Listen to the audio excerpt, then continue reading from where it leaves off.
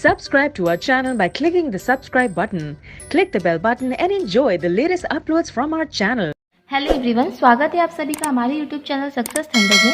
तो आज हम लोग पजल सॉल्व करेंगे और इस पजल को सॉल्व करने का जो बेस्ट टाइम होना चाहिए, जिस टाइम के अंदर आपको सॉल्व करना चाहिए, वो मैं आपको इस क्वेश्चन के अंत में बताऊंगी।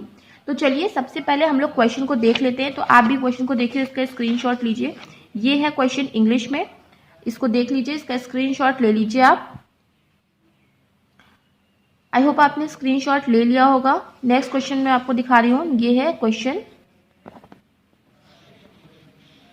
हिंदी में, इसको भी देख लीजिए, इसका भी स्क्रीनशॉट ले लीजिए और फिर क्वेश्चन को खुद से सॉल्व करने की कोशिश करिए और अपनी अप्रोच को देखिए कि कितने समय में आप इस क्वेश्चन को सॉल्व कर पा रहे हो। उसके बाद वीडियो को फुल वॉच करिए, मेरी अप्रोच को देखिए कि मैं कैसे और कितने समय में सॉल्व कर रही हूँ, और उसके बाद फिर आपको अपना बेस्ट, जिसमें आपको बेस्ट टाइम में आप सॉल्व कर पा रहे हो, आपको वो अप्रोच को यूज करनी है। ठीक है, तो चलिए क्वेश्चन को पढ़ना शुरू करते हैं। क्वेश्चन में क्या लिखा है?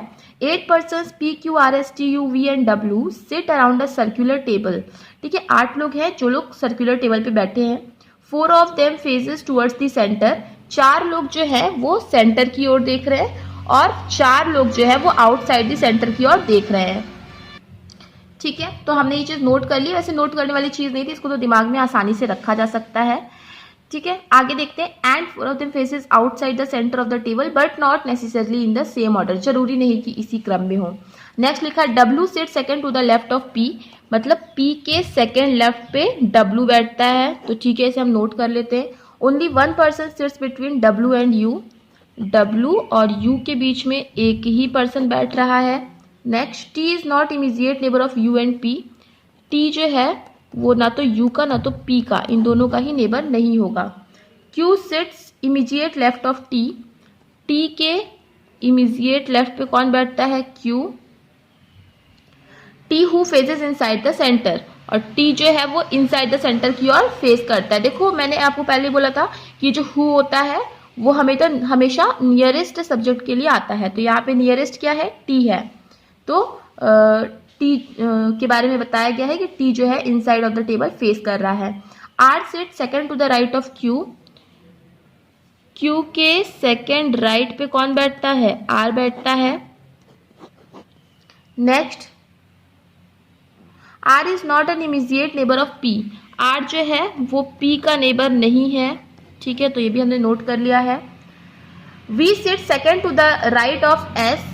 वी जो है S के सेकेंड राइट पे कौन बैठता है? V बैठता है।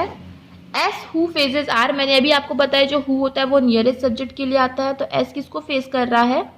R को फेस कर रहा है। ठीक है, फेस कर रहा है। V and W faces same direction as T faces. ठीक है, तो मतलब V, W और T का जो डायरेक्शन रहेगा ना वो बिल्कुल सेम रहेगा। तो यहाँ से देखिए हमने पूरा क्वेश्चन कर लिया है, मतलब पढ़ लिया है। अब हम लोग इसी कंडीशन से फटाफट से पजल बनाएंगे। तो अभी देखिए 2-3 पॉसिबिलिटी ले लीजिए, मैं 4 ले रही हूँ, वैसे जरूरत नहीं पड़ेगी। देखिए सबसे पहले हम शुरू करते हैं। जैसे क्या लिखा है? P के सेकेंड लेफ्ट पे बैठा है W। ठीक है, तो P के सेकेंड लेफ्ट पे बैठा है W, तो P को एक बार इन मान लेते हैं और P को एक बार आउटसाइड फेसिंग मान लेते हैं। P के सेकेंड लेफ्ट पे W इस केस में यहाँ आएगा और इस केस में यहाँ आएगा। ये कंडीशन आपकी सॉल्व हो गई। W और U के बीच में एक लोग हैं, तो एक U यही जगह है, क्योंकि इधर तो आ नहीं सकता, उस तरह एक U यही जगह है, इधर तो आ नहीं सकता। आप देखिए, आप लोग एक चीज नोटिस करिए कि U को मैंने कैसे डिफरेंशिएट किया है, एक ये नॉट बना करके। ठीक है, क्योंकि U और V जो है अगर आप ऐसे डिफरेंशिएट नहीं करोगे तो ये काफी हद तक ना बिल्कुल सेम दिखने लगते हैं। तो क्वेश्चन जब आप सॉल्व कर रहे होते हो तो उस टाइम पे कंफ्यूजन होती है, तो आप भी ऐसे डिफरेंस कर लिया करो। ठीक है, नेक्स्ट, T जो है वो U और P का नेबर नहीं होगा। अब U का नेबर नहीं होगा, P का नेबर T नहीं होगा, तो T के लिए एक जगह बची, यही जगह। उसी तरह U का नेबर और P का नेबर अगर T नहीं होगा तो T के लिए जगह कौन सी बची? केवल एक। ठीक है, ये भी हो गया। अच्छा, T के इमीजिएट लेफ्ट में कौन आता है? T के इमीजिएट लेफ्ट में आएगा Q। T जो है वो भी इनसाइड फेसिंग कर रहा है। ठीक है, और इसके इमीजिएट लेफ्ट में कौन आता है? Q। ठीक है, ये भी हो गया। Q के सेकेंड राइट पे आएगा R। देखो क्यू के सेकेंड राइट पे आएगा आर, या तो यहाँ पे भी आ सकता है तो यहाँ पे भी आ सकता है, दो पॉसिबिलिटी बन रही है। और क्या बोला, आर के जस्ट ऑपोजिट कौन आएगा, एस आएगा, ठीक है। तो क्यू के सेकेंड राइट पे आर आएगा और आर के जस्ट ऑपोजिट कौन होगा, एस होगा। तो ये देखिए दो दो पॉसिबिलिटी बन रही है। तो लेकिन ये तो पता है कि एस और आर ऐसे ही आएंगे। अभी हमें क्यू की फेसिंग देखिए क्लियर नहीं है, तो अभी हम इस चीज़ को नहीं कर पा रहे हैं, लेकिन एस और आर ऐसे ही आएंगे, इसमें कोई डाउट नहीं है। अच्छा, अब क्या बोला, एस के सेकेंड राइट पे आएगा वी, तो एस चाहे यहाँ पे आए चाहे यहाँ पे आए, वी के लिए तो यही जगह है। उसी तरह एस चाहे यहाँ पे आए चाहे यहाँ पे आए, वी के लिए यही जगह है। ये कंडीशन भी आपकी सॉल्व हो गई, ये भी कंडीशन आपकी सॉल्व हो गई, ठीक है। आगे देखते हैं, क्यू के सेकेंड राइट पे आर को आना था, ठीक है। और क्या बोला, आर जो है वो पी का नेबर नहीं होगा, यहाँ पे ऑलरेडी बोल दिया, जब आर पी का नेबर नहीं होगा तो यहाँ पे आएगा एस, यहाँ पे आएगा आर, उसी तरह यहाँ पे आएगा एस और यहाँ पे आएगा आर। आर जो है वो पी का नेबर नहीं हुआ, ठीक है। अब क्या बोला था कि क्यू के सेकेंड राइट पे आर को आना है, तो अगर आर इस साइड आया है तो मतलब क्यू इनसाइड फेसिंग है। इस केस में देखिए क्यू के सेकेंड राइट पे आर आना है, मतलब अगर आर इस साइड आया है तो मतलब क्यू आउटसाइड फेसिंग है। तो ये वाली कंडीशन भी सॉल्व हो गई, ये वाली कंडीशन भी सॉल्व हो गई। एस के सेकेंड राइट पे वी आना है, तो ये देखो एस के सेकेंड राइट पे वी अगर इधर आ रहा है तो इस केस में एस आउटसाइड फेसिंग है और इस केस में एस जो है वो इनसाइड फेसिंग है। ये भी हो गया। अब देखिए, एक दो लोग इनसाइड फेस कर रहे हैं और दो लोग नहीं 1 2 3 लोग जो है इनसाइड फेस कर रहे हैं और एक लोग आउटसाइड फेस कर रहे हैं। अच्छा, और क्या बोला कि वी डब्ल्यू टी का जो डायरेक्शन होगा वो सेम होगा, तो टी क्या इनसाइड फेसिंग है, तो वी भी इनसाइड फेसिंग, डब्ल्यू भी इनसाइड फेसिंग। तो देखो एक इनसाइड फेसिंग, 2 3 4 5 लोग इनसाइड फेसिंग होगा, तो ये वाला आपका गलत हो जाएगा क्योंकि 4 ही लोग को इनसाइड फेसिंग करना है। तो आइए, टी इस केस में देखो इनसाइड फेसिंग है, तो वी भी इनसाइड फेसिंग हो जाएगा और डब्ल्यू भी इनसाइड फेसिंग हो जाएगा। तो 1 2 3 4 लोग इनसाइड फेसिंग है और बाकी के लोगों को हम लोग क्या करेंगे, आउटसाइड फेसिंग कर देंगे। तो ये हो गया हमारा फाइनल अरेंजमेंट, यही बनेगा फाइनल अरेंजमेंट। ये जो है प्री लेवल का क्वेश्चन है, प्री के एग्जामिनेशन में आता है, मैक्सिमम 2 मिनट में आपको सॉल्व कर लेना है। और इस टाइप के जो क्वेश्चंस होते हैं इसको हम लोग बिना कंडीशन लिखे भी सॉल्व कर सकते हैं, मगर अभी मैं थोड़ा सा वार्म अप करने की कोशिश कर रही थी तो मैंने इस चीज़ के बारे में कंडीशन लिख दिया है।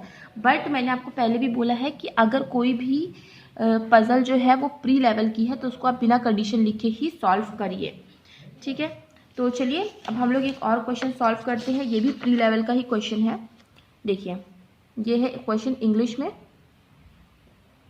इसका स्क्रीनशॉट ले लीजिए और इसकी अप्रोच आप पहले खुद सॉल्व करिए, फिर मेरी अप्रोच को देखिए। ये है क्वेश्चन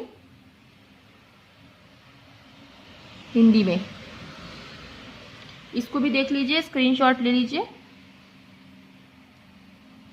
आई होप आप लोगों ने स्क्रीनशॉट ले लिया होगा और इस क्वेश्चन को सॉल्व करने का जो बेस्ट टाइम होना चाहिए वो मैं आपको वीडियो के अंत में बताऊंगी।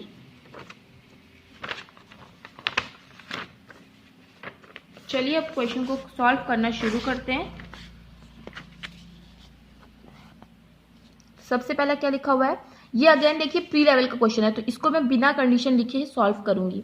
10% sits in 2 parallel rows, A B C D E sits in row 1 and faces north, ठीक है। तो ये लोग रो 1 में बैठेंगे, ए बी सी डी और ई, और ये लोग नॉर्थ की ओर फेस करेंगे। Next P Q R S T जो है वो रो 2 में बैठेंगे, P Q R S T, और ये लोग साउथ की ओर फेस करेंगे, ठीक है। A sits immediate right of the one who faces R, A जो है उसके इमीजिएट राइट पे बैठेगा जो कि आर को फेस करता है, तो ए उसके इमीजिएट राइट में बैठा है जो कि आर को फेस करता है, ठीक है। यही तो बोला है, उस बंदे के इमीडिएट राइट पे ए बैठेगा जो कि आर को फेस करता है।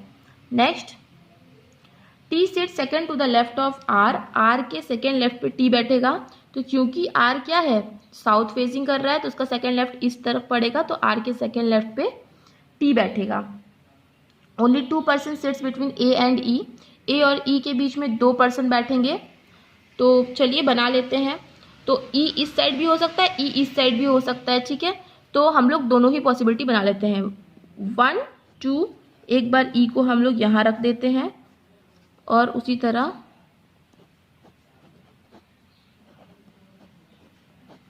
1 2, एक बार ई को हम यहाँ पे रख देते हैं। देखिए दोनों ही केसेस में 5-5 पर्सन्स अरेंज हो गए हैं, ठीक है। Only 2 person sits between A and E. P sit second to the right of Q.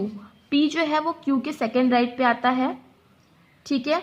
तो देखो इस केस में जगह केवल एक ही है कि पी क्यू के सेकेंड राइट पे आ जाए। जैसे मान लो क्यू यहाँ पे है तो पी यहाँ पे तो आ नहीं सकता, क्यू यहाँ पे अगर रहेगा तो पी इसके सेकेंड राइट पे यहाँ पे आ सकता है, और अगर क्यू यहाँ रहेगा तो पी जो है यहाँ पे सेकेंड राइट पे नहीं आ सकता। उसी तरह इसमें भी देख लीजिए, क्यू यहाँ पे है तो इसके सेकेंड राइट पे पी आ सकता है।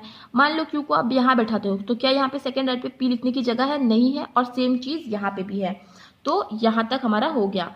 Next, P does not face C। P जो है वो C को फेस नहीं करता। P C को फेस देखो इसमें नहीं कर रहा और इसमें नहीं करेगा, तो हमने यहाँ पे क्रॉस करके लिख दिया है P does not face C। B sits third to the right of C। C के थर्ड राइट पे आएगा B। तो देखो इस केस में C के थर्ड राइट पे 1 2 3 B यहीं पे आएगा, क्योंकि और कहीं लिखने की जगह नहीं है। क्योंकि मान लो आप C को यहाँ पे रखते हो 1 2 3, देखो B को लिखने की जगह नहीं बचेगी। सेम चीज यहाँ के लिए भी है।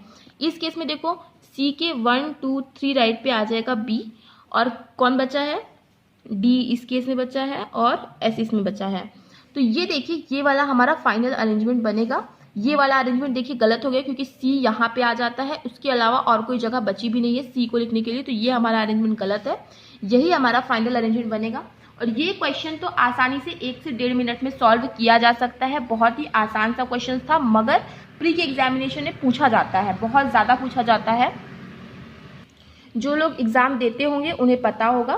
तो ये होती है इस टाइप के क्वेश्चन को सॉल्व करने की बेस्ट और राइट अप्रोच। तो आई होप आपको वीडियो पसंद आया होगा। वीडियो पसंद आया तो वीडियो को लाइक कर दीजिएगा, शेयर कर दीजिएगा, और अगर चैनल पे पहली बार आए हैं चैनल को सब्सक्राइब करना मत भूलिएगा। मिलते हैं अपनी नेक्स्ट वीडियो में। Thank you so much for watching.